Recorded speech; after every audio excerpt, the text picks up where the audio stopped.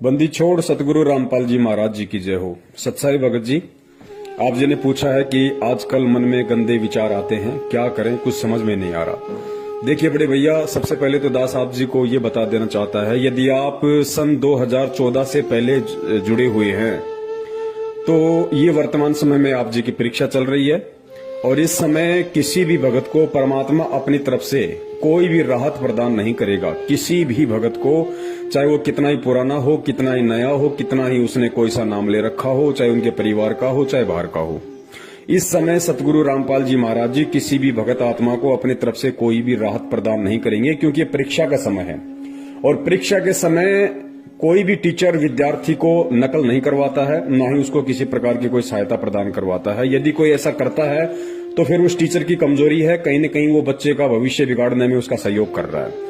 और वर्तमान में यदि किसी को ऐसा आभास होता है कि गुरुजी ने आके मुझे बचाया, गुरुजी ने मुझे सपने में दर्शन दिए, गुरुजी ने मुझे ये सलाह दी, गुरुजी ने मेरा ये काम कर दिया, हॉस्पिटल में डॉक्टर ने जब मेरा ऑपरेशन कर दिया तो गुरुजी मेरे सिराने खड़े हुए थे, ये सारी की सारी चीजें हमने ज्ञान से समझनी पड़ेगी। क्योंकि वर्तमान में यदि किसी भक्तात्मा के साथ में ऐसा यदि हो रहा है तो निश्चय ही ये उसके प्रारब्ध के जो कर्म है, जो उसके अच्छे भक्ति संस्कार हैं, कह सकते हैं कि इस जन्म से पहले उसका जो कभी मानव जन्म था, उस समय परमात्मा ने उनसे जो भक्ति करवाकर उनके जो कर्म बनाए थे, जो संस्कार बनाए थे, उस संस्कार आधार से परमात्मा वर्तमान में उस भगत की, अपने शिष्य की परमेश्वर सहायता कर रहे हैं, न कि वर्तमान में। क्योंकि वर्तमान में तो परीक्षा चल रही है। वर्तमान में यदि कोई आपकी सहायता कर सकता है तो केवल सतगुरु का ज्ञान है और आप स्वयं हैं। और रही बात भगत जी मन में गंदे विचार आने की, तो जाहिर सी बात है भगत जी, जब परमात्मा पिछले 6 वर्षों से शारीरिक रूप से हम दुष्टों से दूर हैं, हम नीचों से दूर हैं, इसार जेल में बैठे हुए हैं, तो भगत जी जाहिर सी बात है जब एसी हमसे दूर हो जाएगी तो गर्मी तो लगेगी ही लगेगी। पहले परमेश्वर हम सबके बीच में साक्षात थे, शरीर रूप में विद्यमान थे। हम महीने में 2 बार सतलोक आश्रम बरवाड़ा में परमेश्वर के मुखारविंद से सत्संग सुनने जाते थे।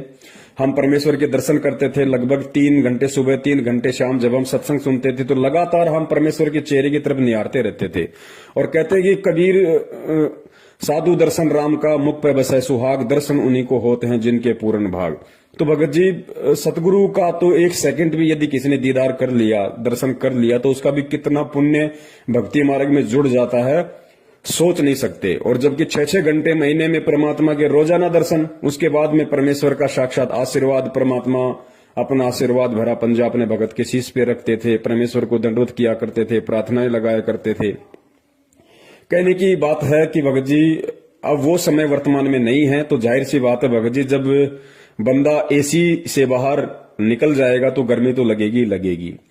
तो वर्तमान में भगत जी ऐसे विचार आना स्वाभाविक सी बात है, क्योंकि ये भक्ति क्षेत्र है और यहाँ पे 2 ही पहलवान है, एक तो स्वयं परमेश्वर है और दूसरा 21 ब्रह्मांड का स्वामी काल भगवान है। और भगत जी इन दोनों पहलवानों ने अपने अपनी तरफ से अपने पहलवान इस संगत में छोड़ रखे हैं, इस दंगल में छोड़ रखे हैं कुश्ती के लिए। और एक बहुत ही पुरानी कहावत है कि पहलवान दूसरे पहलवान की कमजोर नस पे दाव लगाता है। यानी 2 पहलवान यदि आपस में लड़ रहे हों तो पहलवान पहले से ये मालूम करने की पूरी कोशिश करता है कि फला फला की क्या कमजोरी है, इस पहलवान का कौन सा अंग कमजोर है, कहां पे इसको चोट लगी हुई है, कहां पे दाव लगाऊं तो ये नीचे गिर सकता है। तो वर्तमान में भगत जी हम सभी जीव हैं और हमारे अंदर 5 विकार, किसी में कम तो किसी में ज्यादा, सभी के अंदर विद्यमान है। और ये 5 विकार उस काल भगवान को दाव लगाने के लिए एक बहुत बड़ा चांस है। और किसी न किसी भगत में किसी न किसी विकार का बहुत ज्यादा दबाव होता है। किसी के ऊपर रजोगुण का दबाव होता है, किसी के ऊपर तमोगुण का, तो किसी के ऊपर शतोगुण का। और जिसके ऊपर जिस गुण का ज्यादा प्रभाव है, काल उसी आधार से उस भगत की उस कमजोर नस को पकड़ता है और वही चीजें बार बार उसके सामने लाने का प्रयास करेगा। उन्हीं चीजों के आधार से काल उस भगत को तोड़ने का, भक्ति से उसका मन दूषित करने का, मैला करने का प्रयास करेगा। अब जैसे मान लीजिए किसी भाई में रजोगुण ज्यादा प्रभाव है इस समय, तो भगत जी जाहिर सी बात है उसकी थोड़ी कुदृष्टि हो जाएगी माता बहनों के प्रति, या हम मार्केट में जा रहे हैं, कोई बहन दिखाई दे गई, उसके प्रति हमारी दृष्टि कुदृष्टि हो जाएगी। या किसी के ऊपर अगर तमोगुण का प्रभाव है तो बात बात पे गुस्सा, झगड़ा, क्रोध करने लग जाएगा। सतोगुण का प्रभाव है तो मोह, बाल बच्चों में मोह ममता, प्रॉपर्टी में मोह ममता, काम धंधे में ज्यादा लगा रहेगा, भक्ति कम करेगा। तो इस तरह की ये दाव है वर्तमान में जो काल चल रहा है। और गुरुदेव ने इन चीजों से दूर हटने के लिए धीरे धीरे ज्ञान आधार से हमारे को तत्व ज्ञान युक्त सत्संग इसीलिए सिखाए थे कि बच्चों ये चीजें ना तुम्हारी थी, ना तुम्हारी हैं, ना तुम्हारी रहेगी। इन चीजों से धीरे धीरे तुम दूर हटना शुरू कर दो और परमात्मा से केवल यही अरदास करो कि साईं इतना दीजिए जामे कुटुंब समावे, हम भी भूखे ना रहे साधु न भूखा जाए। तो बड़े भाई, विकार सबके अंदर हैं। ऐसा नहीं है कि पवनदास में विकार नहीं है या किसी और में विकार नहीं है। और यदि कोई ये कहता है कि मैं तो निर्विकारी हो गया, तो वो सबसे बड़ा मूर्ख व्यक्ति है। जो निर्विकारी हो जाएगा उसका इस लोक में क्या काम हो, तो फिर सतलोक चला जाएगा। तो निर्विकारी इस संपूर्ण सृष्टि में यदि वर्तमान में कोई है तो केवल सतगुरु रामपाल जी महाराज जी हैं। उसके अलावा सभी लोग यहाँ पे विकारी हैं और किसी पे विकारों का प्रभाव ज्यादा है तो किसी पे विकारों का प्रभाव कम है। विकार तो अपना प्रभाव करेंगे ही करेंगे, क्योंकि ये काल की चाल है और काल साम दाम दंड भेदिया किसी भी घटिया से घटिया सूक्ष्म चाल चलकर इस समय भगत को भक्ति से दूर करने का प्रयास करेगा। उसका सबसे बड़ी चाल, उसकी सबसे बड़ा दाव यही है कि किसी भी तरीके से मैं ये सत भक्ति इस व्यक्ति को ना करने दूं और किसी भी तरह से इसके मन में दोष उत्पन्न करके भक्ति के प्रति, भगवान के प्रति मैं इसको भक्ति से दूर कर दूं। और एक बार ये भक्ति से दूर हो जाए, परमात्मा से ये कट ऑफ हो जाए, गुरु की शरण से दूर हो जाए, फिर मैं इसको गधा बना के छोड़ दूं, फिर मुझे कोई टेंशन नहीं। तो इस समय यदि कोई चीज हमें राहत प्रदान करेगी, यदि हमारा सबसे बड़ा सहारा इस समय कोई बनेगा, तो भगत जी केवल सतगुरुदेव जी का ज्ञान बनेगा, सतगुरुदेव जी के सत्संग बनेंगे। मन तो चाहेगा कि सत्संग ना सुनूं, मन चाहेगा आरती ना करूं, मन चाहता है कि नित्य नियम रमेणी ना करूं, मन चाहेगा कि मैं मंत्र जाप ना करूं। लेकिन भगत जी यहां हमने मन को आगे नहीं बढ़ने देना है और मन को आगे ना बढ़ने देने का मूल जो मंत्र है वो केवल परमात्मा का सत्संग है। गुरुदेव ने बताया यदि किसी को बुखार है तो बुखार काटने की दवाई भी कड़वी होती है, कुनीन होती है, वो खानी ही पड़ेंगी।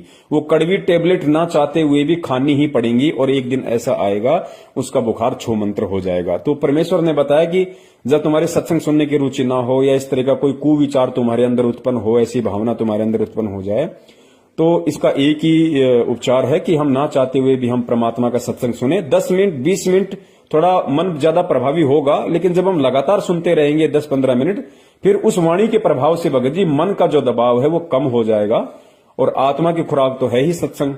फिर परमेश्वर दया करेंगे, धीरे धीरे फिर मन में शांति सी आने लगती है। मंत्र जितने परमात्मा की दया से मंत्र कर सकें, 2, 4, 5, 10, 15, 20, एक समय, 2 समय, 3 समय में, 10 समय में, 24 घंटे में 108 ही तो करने बड़े भाई। डोलते फिरते, खाते पीते, उठते बैठते कैसे भी हम कर सकते हैं। थोड़ी सी इच्छा देखो हमें भी करनी पड़ेगी, थोड़ा सा संघर्ष हमें भी करना पड़ेगा और यही सबसे बड़ा दाव है इस काल भगवान का। और परमात्मा भगत जी इसी बात की परीक्षा ले रहा है, क्योंकि परमेश्वर ने अपने तत्व ज्ञान युक्त जो सत्संगों की खीर हमें ठोक कर खिलाई है। तो भगत जी अब परमेश्वर ने सीधा सा मतलब यह है कि हमें काल के हवाले कर रखा है, क्योंकि काल का और परमात्मा का एग्रीमेंट भी तो हुआ था कि परमात्मा उसी को लेके जाना जो आपका ज्ञान समझ के आपका हो जाए, और जो आपका ज्ञान समझ के आपका न हो पाए, जो 2 नाव में सवारी करे, उसको आप हाथ मत लगाना, वो मेरा होगा। तो परमेश्वर ने भाई ठोक के ज्ञान दे दिया। अब जो परमेश्वर का होगा, जो सतगुरु का शिष्य होगा, वो टस से मस नहीं होगा। वो हर परेशानी को, हर परिस्थिति को, हर काल के दबाव को ज्ञान आधार से सहन कर जाएगा, क्योंकि परमेश्वर ने उसे वो तराजू दे दिया, वो टॉर्च दे दी, परमेश्वर ने उसे वो थर्मामीटर दे दिया कि बेटा तुझे कब क्या और कैसे करना है, किस तरीके से जब ये काल अपने चाल चले तो तूने कौन सा हथियार तूने प्रयोग करना है। तो परमेश्वर ने हमें वो वज्रबाण रूपी तत्व ज्ञान वाले अस्त्र शस्त्र दे रखे हैं। अब भगत जी उनको प्रयोग करने का समय है, वो हमने प्रयोग करने पड़ेंगे। और ये जितने भी प्रकार की घटनाएं जो संगत में घटित हो रही हैं, बहुत सारे संगत के अंदर ग्रुप बन रहे हैं, तरह तरह की बातें निकल के आ रही हैं। कोई अपने मनमुखी विचार व्यक्त कर देता है, कोई अपनी तरफ से कोई वीडियो बना के डाल देता है, या मैनेजमेंट की जो हरकतें हैं, कभी बीजेपी को वोट, कभी आरक्षणबाजी, कभी गुंडों की सीबीआई जांच, कभी ब्लड डोनेशन करवाना, कभी रक्तदान, देहदान, पता नहीं उल्टे सीधे क्रम। कहने का मतलब है कि ये जितने भी प्रकार की घटनाएं वर्तमान में संगत में घटित हो रही हैं, जिनका सतगुरु रामपाल जी महाराज जी के ज्ञान से कुछ भी लेना देना नहीं है, ऐसी घटनाओं को देखकर भी जिन भगत आत्माओं के कमजोर संस्कार हैं, वो भगत आत्माएं भक्ति से दूर होंगी। क्यों होंगी? क्योंकि उनको एक बहाना चाहिए था। उनको एक बहाना चाहिए था कि मुझे ऐसा कोई बहाना मिले कि मैं इस भक्ति से दूर हूं, क्योंकि उनके संस्कार बहुत ही कमजोर थे और वो ऐसा मौका देख रही थी कि हमें ऐसा कोई माइनस पॉइंट मिले इस भक्ति और भगवान की तरफ से और हम इस भक्ति से दूर हो जाएं, हमें एक बहाना मिल जाए। तो ये घटनाएं इस तरह की हैं, ये काल की तरफ से बहाना होती हैं और उन लोगों को एक मौका मिल जाता है परमात्मा से दूर होने का, जो लोग इस भगवान और भक्ति को इतना समझ नहीं पाते हैं, इतने दृढ़ हो नहीं पाते हैं और जिनका मन बकवादों में ज्यादा चलता है। तो भगत जी ये संघर्ष तो बड़े भाई करना पड़ेगा। परमेश्वर ने कहा कि बच्चों ये कलयुग और कलयुग की ये बिचली पीढ़ी, और इस बिचली पीढ़ी में ये संत रामपाल जी महाराज के रूप में ये परमात्मा। जब भी तुम्हारी पार होने की इच्छा हो तो देख लेना, तुम्हें गुजरना इसी परिस्थिति से पड़ेगा, तुम्हें गुजरना इन्हीं परिस्थितियों से पड़ेगा। चाहे तो आज गुजर जाओ हिम्मत करके, या चाहे अगले किसी जन्म में किसी युग में जब तुम्हारा दोबारा से दाव लग जाए तो भाई उस समय देख लेना तुम्हें गुजरना इसी पटरी से पड़ेगा। चाहे आज गुजर लो, चाहे अन्य किसी जन्म में गुजर लेना। मन भगत जी बकवाद करे ही करेगा, क्योंकि ये काल का लोक है और हमारे शरीर में भी मन रूप में काल बैठा हुआ है, तो इतनी आसानी से भगत जी हमें छोड़ने वाला नहीं है। जब एक बात बताइए, हाँ, एक किसान साल भर तक खेती करता है, जो गवार बाजरा कुछ भी वो उपजाता है, और सारी फसल काट के जब वो अपने खलिहान में डाल देता है, रात को उसकी पहरेदारी के लिए सोता है वहां पे कि कोई चोर चुराने ले जाए, कोई आग ना लगा दे। और रात को यदि उस खलिहान में से कोई चोर यदि उसका अन्न चुरा के ले जाए तो भगत जी क्या वो किसान चुपचाप देखता रहेगा? वो लठ लेके दौड़ेगा, मरने मारने को तैयार हो जाएगा, क्योंकि साल भर तक उसने और उसके बच्चों ने वही अन्न खाना है। तो भगत जी काल भगवान का सबसे बड़ा अन्न तो आप और हम हैं। ये कोई दाल मखानी, कोई आलू टमाटर प्याज टमाटर तो खाता नहीं है, ये खाता हमारे सूक्ष्म शरीर की वासना है। तो इतनी आसानी से कैसे हमारे से इन विकारों को दूर होने देगा, कैसे हमें इन विकारों से दूर होने देगा? और जिस आत्मा का जो भी कमजोर विकार है, क्योंकि पांचों विकार सबके अंदर है, जिसके अंदर जो भी गुण ज्यादा प्रभावी है, उसी प्रकार की वस्तुएं, उसी प्रकार की सोच, उसी प्रकार के व्यक्ति ये काल भगवान उस भगत के संपर्क में लाएगा, ताकि और ज्यादा उसके अंदर मैल उत्पन्न हो, उसके अंदर वासना बढ़े और उसके मन में धीरे धीरे दोष उत्पन्न हो जाए और वो परमात्मा से दूर हो जाए। लेकिन भगत जी परमात्मा ने ठोक के हमें तत्व ज्ञान युक्त सत्संग दे दिया, तत्व ज्ञान से हमें लबालब कर दिया, और परमात्मा ने बता दिया कि भैया गरीब कच्चा हीरा कृच हो नहीं सहे धनबार, ऐसा ये मन हो रहा लेखा ले करतार। जब तुम्हें लगे कि इस तरह की कोई भी आपत्ति विपत्ति संकट मन में दोष भक्ति और भगवान के प्रति तुम्हारे अंदर उत्पन्न होने जा रहा है, तो बड़े भैया मान लेना कि उस समय ये सोच लो कि परमात्मा तुम्हारी परीक्षा ले रहा है, और उस परीक्षा में अब तुम्हें क्या करना है? तुम्हें काल के आगोश में जाना है या परमात्मा की शरण में रहना है? तो ये बहुत ही सोच समझ के भगत जी हमने विचार करना पड़ेगा इन बातों पे। और भगत जी ये विकार किसके अंदर नहीं है? ये विकार कब नहीं थे? ये देश काल परिस्थिति के अनुसार कम ज्यादा भगत जी सतयुग से लेके इस वर्तमान कलयुग तक सबके अंदर है, रहते और रहेंगे। ये आप और हमारे ये विकार है, ये यहाँ पे संपूर्ण तरीके से खत्म नहीं होने वाले। परमात्मा ने बताया कि सत भक्ति से एक दिन ऐसा होगा कि ये न्यूट्रल हो जाएंगे। न्यूट्रल मतलब ये निष्क्रिय हो जाएंगे, लेकिन खत्म नहीं होंगे। खत्म तो ये मानसरोवर पे होंगे जहां परमात्मा इस आत्मा को न लाएंगे, सारे विकार आवरण वहां पे छूटेंगे, बाकी ये रहेंगे भगत जी। लेकिन इतना हो जाएगा कि भक्ति मार्ग में फिर हमें ये ज्यादा प्रभावी नहीं कर पाएंगे। और भगत जी हिम्मत करनी पड़ेगी। हिम्मत चाहे आज कर लो, हिम्मत चाहे अगले किसी जन्म में कर लेना या फिर अगले किसी युग में कर देना। तो थोड़ा सा जीवन है, 10, 15, 20 साल का हमारा जीवन है बड़े भाई। आंख बंद करके बैठ जाओ कि परमात्मा जो होगा सो देखा जाएगा। क्योंकि सतगुरुदेव जी भी कहते हैं कि भाई कोटि शीश तूने दे दिए यम राजा की फेंट, कोटि शीश तूने दे लिए यम राजा की फेंट। फेंट यानी झटके से लेता है ये, बकरा बना के फिर कसाई सिर काटेगा, सैनिक बना के बॉर्डर पे खड़ा कर देगा, दुश्मन काटेगा। तो परमात्मा कहते हैं कि इस काल ने असंख्यों बार करोड़ों बार तेरे शीश ले लिए फेंट झटके से। तो कहते हैं कोटि जन्म तूने दे दिए यम, कोटि शीश तूने दे दिए यम राजा की फेंट, और एक शीश देकर देख ले सतगुरु अपने की भेंट। भेंट परमात्मा ने बताया कि प्यार से दिया जाता है, भेंट उपहार गिफ्ट। तो कहते हैं ये अपना एक शीश, ये तेरा 10-20 साल का थोड़ा सा जीवन है, ये सप्रेम अपने सतगुरु के चरणों में समर्पित कर दे कि परमात्मा देख ही जाएगी, जो होगा सो होगा, हम तो तेरे नाम पे। तो फिर परमात्मा संभाल लेता है भगत जी।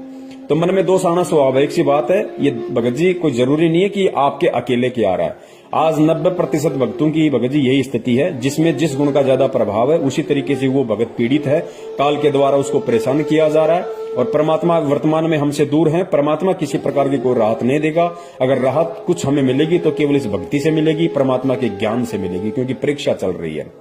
अब भगत जी परीक्षा हमारी चल रही है, सतगुरु ले रहा है, तो बड़े भाई जाहिर सी बात है हमने परीक्षा में पास भी होना पड़ेगा, हमने हिम्मत भी करनी पड़ेगी, कुछ लिखना भी पड़ेगा भगत जी। तो हिम्मत रखो और साध संगति ज्यादा से ज्यादा करो। साध संगति का मतलब जो भगत परमेश्वर के ज्ञान से जिनके विचार मेल खाते हैं, जिनकी रहनी करनी और क्रिया परमात्मा के तत्व ज्ञान से मेल खाती है, उन्हीं भक्तों का संपर्क करो।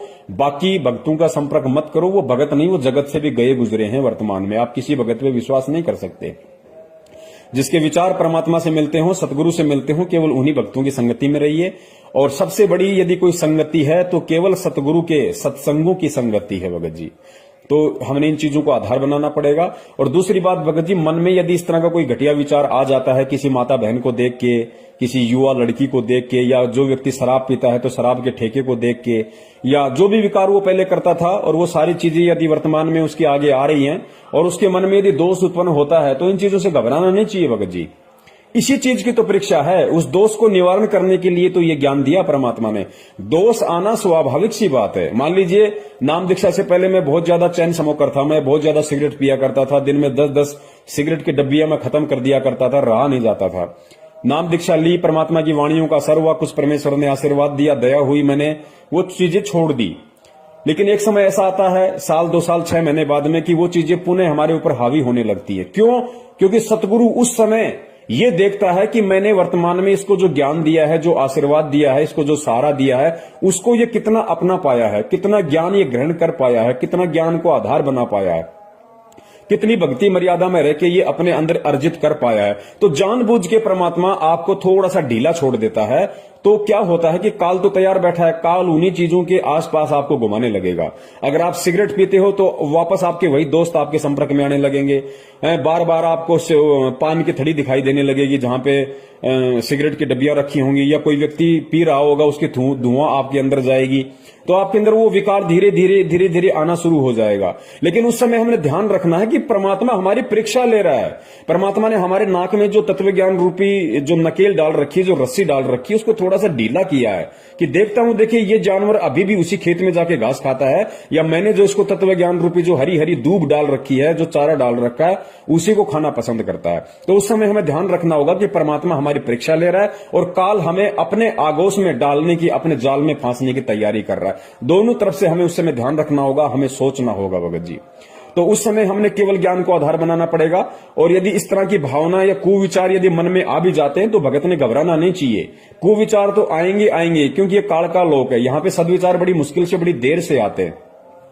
तो यदि उस समय हमारे मन में ऐसे कोई कुविचार किसी माता बहन को देख के, किसी शराब की दुकान को देख के, मांस की दुकान को देख के, किसी की प्रॉपर्टी को देख के, या अन्य किसी तरीके से कोई भी यदि ऐसा विचार हमारे अंदर आता है, तो भगत जी ये समझ लेना कि परमात्मा परीक्षा ले रहा है और परमात्मा मेरे इर्द गिर्द है, शब्द रूप में मुझे देख रहा है परमात्मा। तो वहां पे हमने ज्ञान को आधार बनाना पड़ेगा। ये ज्ञान हमें परमात्मा ने इसीलिए दिया है कि तू उस समय उस संकट का मेरे ज्ञान को आधार बना के सामना कर, उसका मुकाबला कर। कि परमेश्वर ने तुझे क्या ज्ञान दिया? माता बहनें दिखाई देती हैं इस तरीके से, क्योंकि काल उन्हीं माता बहनों को आपके सामने लाएगा जो या तो सांसारिक रूप से बहुत ज्यादा सुंदर होंगी, या जैसे किसी ने ऐसे तंग कपड़े पहन रखे होंगे जिसका अंग अंग दिखाई दे रहा होगा। तो उन्हीं माता बहनों को आपके सामने ज्यादा लाने की कोशिश करेगा। और काल तो फिर मन रूप में बैठा हुआ, वो तुरंत उन चीजों की तरफ आकर्षित होगा। लेकिन ध्यान रखना चाहिए कि बेटा पीठ पीछे तेरा सतगुरु भी देख रहा है, पीठ पीछे तेरा बाप भी खड़ा हुआ है, तेरा बाप देख रहा है। तू काल को खुश करना चाहता है या बाप को लज्जित करना चाहता है? तो इस बात का भी हमने वहां पे ध्यान रखना पड़ेगा। और फिर वो तत्व ज्ञान रूपी जो दीवार जो परमेश्वर ने हमें दे रखी है, जो टॉर्च दे रखी है, हमने उसको आधार बनाना पड़ेगा। कि परमात्मा कहते हैं नालायक कि पर नारी को देखिए बहन बेटी के भाव, कहे कबीर कामनास का यही सहज उपाय। दारू के ठेके की तरफ हम जा रहे हैं, यदि मन में ऐसी इच्छा उत्पन्न होती है, यार क्या करें, लेक ना ले, तो ले या ना ले, ये विचार मन में आने से नाम खंड या मर्यादा खंडित नहीं होती है। आपका मर्यादा उस समय खंडित हो जाएगी जब आप उसको ले लोगे। अगर विचार आपके अंदर आ रहा है तो उसी समय आपने परमात्मा के ज्ञान को आधार बनाना पड़ेगा कि बाप पीठ पीछे खड़ा है और बाप ने बताया है कि भैया शराब पीवे कड़वा पानी 70 जन्म कुत्ते के जाने। तो देख ले बेटा, तुझे इस जन्म में सतलोक की प्राप्ति करनी है या फिर एक घूंट लेके तुझे 70 जन्म लगातार तुझे कुत्ते के लेने, और बाप पीछे खड़ा हुआ है, देख ले तुझे क्या करना है। तो भगत जी ये सारी बातें हमने विचार करने पड़ेंगी। इसी तरीके से हम इस मन को जीत सकते हैं और परमात्मा की इस परीक्षा में हम पास हो सकते हैं। और ध्यान रखना, परमात्मा की परीक्षा में बिना परमात्मा के सहारे के कोई पास भी नहीं हो सकता। आप और हम जीव हैं, हमारी कोई औकात नहीं कि भगवान हमारी परीक्षा ले और हम पास हो जाएं। हम यहाँ की 8वीं 10वीं की परीक्षा में तो सप्लीमेंट्री लाख के पास होते हैं, 3rd डिवीजन बाई ग्रेस आती है, और भगवान परीक्षा ले ले और हम पास हो जाएं। कभी सोचना भी मत ये बातें। परमात्मा पीठ पीछे खड़ा है भगत जी, तभी हमारी थोड़ी बहुत हिम्मत इन काल लोक की इन वासनाओं से संघर्ष करने की हो रही है, अन्यथा नहीं हो सकती। तो ध्यान रखो कि शब्द रूप में आप ये मत देखो कि जेल में जेल में परमात्मा बैठा है, संत रामपाल जी महाराज जी जेल में बैठे हुए हैं, मुझे देखने वाला कोई नहीं है। परमात्मा पीठ पीछे शब्द रूप में खड़ा है, क्योंकि वो केवल शरीर रूप में जेल में है, शब्द रूप में तेरे साथ में है, तेरे इर्द गिर्द है। तो इस चीज का ध्यान रखो भगत जी कि परमात्मा 24 घंटे मुझे निहार रहा है, मुझे देख रहा है। हम किसी कंपनी में काम करते हैं भगत जी, कंपनी में अगर सोना भी पड़ा हो तो हम उसको हाथ नहीं लगाते। क्यों नहीं लगाते? क्योंकि हमें डर है कि चारों कोनों में सीसीटीवी कैमरे लग रहे हैं और वहां लिखा हुआ है कि आप कैमरे की नजर में है। तो भगत जी, जब हम उस 2500 के कैमरे से हम इतना डर रहे हैं कि इसके अंदर मेरी हर हरकत रिकॉर्ड हो जाएगी और मैं कंपनी में जो है मेरी बेइज्जती हो जाएगी, मुझे काम से निकाल दिया जाएगा, तो बड़े भैया यहां परमात्मा का सीसीटीवी कैमरा तो सूक्ष्म रूप में 24 घंटे पृथ्वी के कोने कोने में लग रहे हैं। अंधेरे में भी परमात्मा के सीसीटीवी कैमरे लग रहे हैं। परमात्मा का कैमरा अंधेरे में भी काम करता है भगत जी। वो भगत जी एंटी डार्कनेस वाला कैमरा है परमात्मा का। वो अंधेरे में भी काम करता है, वो सोच में भी काम करता है, वो हर चीज में काम करता है, उससे हम छुप नहीं सकते। यहाँ के कैमरे तो लाइट चली जाए हम बच जाएंगे, लेकिन भगत जी वो कैमरे ना तो लाइट से चलते हैं, ना जनरेटर से चलते हैं, ना बैटरी से चलते हैं, वो परमात्मा की पावर से चलते हैं। परमात्मा की पावर हर क्षण हर पल एक सेकंड के लिए भी गायब नहीं होती है इस पृथ्वी से। इस चीज का हमें ध्यान रखना है। तो थोड़ी सी मजबूती लाओ भगत जी, थोड़ी सी हिम्मत लाओ। अरे भैया, अरे मीराबाई एक लेडीज होके 250 साल पहले हिम्मत कर गई भगत जी। आज तो हम युवा हैं, अपने आप को मर्द कहते हैं भाई, हम युवा, और इतना परमात्मा ने ज्ञान दे दिया ठोक के। और परमेश्वर कहते हैं रण भक्ति और दान, ये तीनों काम जवान। रण भक्ति और दान, रण यानी सांसारिक की भाषा में रण कहते हैं सूरवीरता को, लड़ाई झगड़े को। लड़ाई झगड़ा कौन सा? जो देश के लिए लड़े, जो अपने हक के लिए लड़े, जो निर्बल लोगों के लिए लड़े, आपस में एक दारू के पैक के ऊपर लड़ाई झगड़ा, वो नहीं। तो परमात्मा कहते हैं रण भक्ति और दान, तीनों काम जवान। रण यानी युद्ध, भक्ति और दान, ये केवल जवान ही कर सकता है, बूढ़ा आदमी ये तीनों काम नहीं कर सकता। तो भगत जी, हमें रण भी करना है। रण का मतलब भक्ति मार्ग में इन चीजों से संघर्ष करने से है, क्योंकि भक्ति मार्ग में सूरमा उसको कहते हैं जो परमात्मा के ज्ञान आधार से सहन करता है। जो सहन करता है उसको सूरमा कहते हैं भगत जी। जो हर परिस्थिति का डट के मुकाबला करे ज्ञान आधार से, उसको भक्ति मार्ग में सूरमा कहते हैं। तो हमने इस रण में, इस भक्ति मार्ग वाले रण में भी सफल होना है। और भक्ति, क्योंकि भगत जी युवा शरीर होता है, जवान खून होता है, वो जाग भी सकता है, मेहनत भी कर सकता है, तो इसलिए जवान व्यक्ति जो भक्ति कर लेगा बूढ़ा नहीं कर सकता। संघर्ष जो जवान व्यक्ति कर लेगा बूढ़ा नहीं कर सकता। धन कमा के जो दान जवान व्यक्ति कर लेगा बूढ़ा नहीं कर सकता। इसलिए परमेश्वर कहते हैं कि रण भक्ति और दान, ये तीनों काम जवान। तो भगत जी, परमेश्वर ने जवानी में नाम दिया, इसका मतलब क्या है? इसका मतलब ये है कि परमात्मा चाहते हैं कि बेटा डट के भक्ति कर, संघर्ष कर, मैं तेरे पीछे खड़ा हूं, तेरे से दूर नहीं हूं। दिखाई नहीं दे रहा वो बात अलग है, सूक्ष्म रूप में तेरे साथ में हूं, तुझे डिगने नहीं दूंगा, टूटने नहीं दूंगा। बस थोड़ा सा विश्वास रख कि परमात्मा मेरे साथ में है। बस भगत जी, फिर कुछ नहीं, ये समय ऐसा ही निकल जाएगा, मालूम भी नहीं पड़ेगा। 10, 15, 20 साल का हमारा जीवन है, इससे ज्यादा हमारी जिंदगी नहीं है। और कोशिश यही करो कि परमात्मा के शरीर में रहते सत्य हम नीचों का शरीर छूट जाए और परमात्मा हमें यहां से पार कर दे। सत साहिब, बंदी छोड़ सतगुरु रामपाल जी महाराज की जय हो। सत साहिब।